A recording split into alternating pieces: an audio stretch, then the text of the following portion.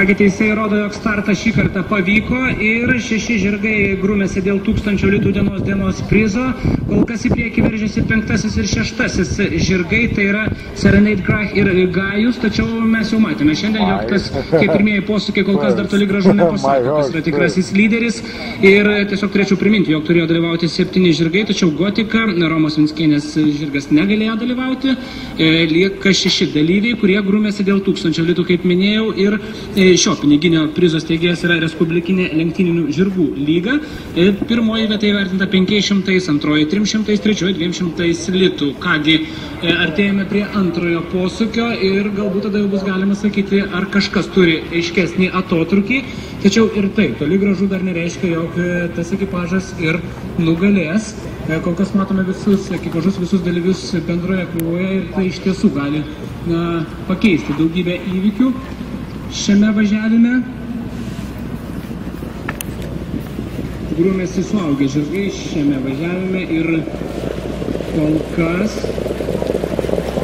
lyderiai išskirti ganėtinai sunku, tačiau matome, jog žirgai kol kas greta vienas kito, visi ekipažai greta vienas kito ir iš tiesų situacija dar tikrai susitikinės keisis, bent jau dėl kai kurių pozicijų.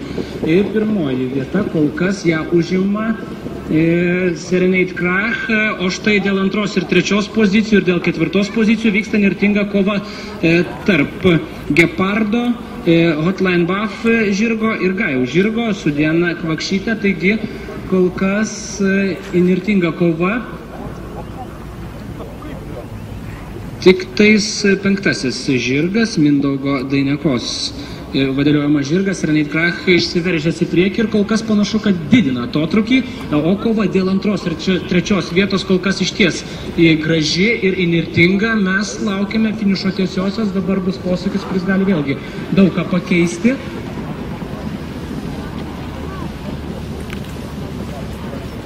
Vis dar grupė žirgų, kurie yra po lyderio, iš tiesų grūmėsi dėl pozicijų. Aiškėja pirmasis trejetukas, pirmosios vietos neužleidžia Serenade Krach su Mindaugu Daineka, panašu, jog jis nusitaikęs į pirmąją poziciją šiame važiavime, tačiau tai yra finišo tiesioji ir mes dabar pamatysime sudėtingai ekipažus. Mina ant kulnų dabar Serenade Krach varžovas, tačiau panašu, jog prieš finišą viskas jau aišku.